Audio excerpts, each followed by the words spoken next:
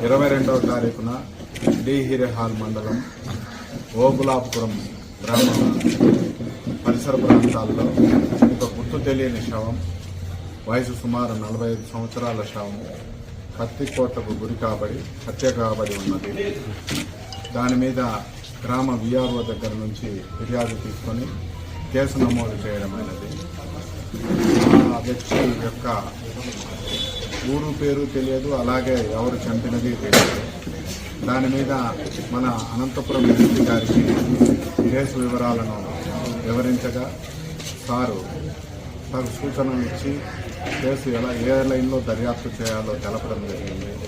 వారి సూచనల మేరకు క్లూస్ టీము, డాగ్ స్క్వాడ్, అలాగే సాంకేతిక పరిజ్ఞానాన్ని వినియోగించి ఆ మృతుడు మహారాష్ట్ర స్టేటు మీరజ్ సిటీకి చెందిన శంకర్ భోస్లేగా గుర్తించడం అయింది.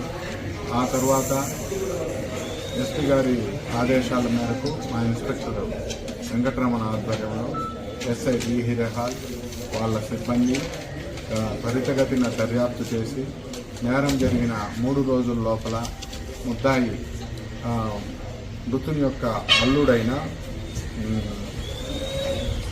శ్రీనాయక్ను 25వ తారీఖున ఓబులాపురం చెక్పోస్ట్ వద్ద అరెస్టు చేయడం జరిగింది. దీంట్లో ముఖ్యంగా హత్యకు కారణం ఏమంటే శ్రీనాయక్ శంకర్ భోస్లే యొక్క కూతుర్ని పెళ్లి చేసుకున్నారు. వీళ్ళు సంచార జాతి, వీళ్ళు వచ్చేసి సంచార జాతి నియమ నిబంధనల ప్రకారం పెళ్లి చేసుకుంటే అబ్బాయికి కట్నం రూపంగా డబ్బులు ఇవ్వాల్సి ఉంటుంది. దానిలో భాగంగా 80,000 రూపాయలు భోస్లే ఇచ్చేటట్టు ఒప్పందం కుదుర్చుకున్నాడు. అలాగే కూతురు నుంచి పెళ్లి చేసినాడు. కానీ ఆ డబ్బులు ఇవ్వకపోవడంతో ఈ మధ్య కాలంలో ఈ సంచార జాతిలో భాగంగా మృతుడు డి హిరేహాల్ గ్రామము మన మండలము ఓబులాపురం పరిసరాల్లో ఉండగా అల్లుడు కూడా పల్లారి నుంచి అక్కడికే వచ్చి చంపి పారిపోవడం జరిగింది. దీని మీద మా వాళ్ళు ప్రత్యేక శ్రద్ధ తీసుకొని ఒక 4 రోజుల లోపల కేసు దర్యాప్తు పూర్తి చేసి ముద్దాయిని అరెస్టు చేయడం జరిగింది. మృతుడి దగ్గర నుంచి హత్యకు ఉపయోగించిన కత్తిని కూడా సీజ్ చేయడం జరిగింది.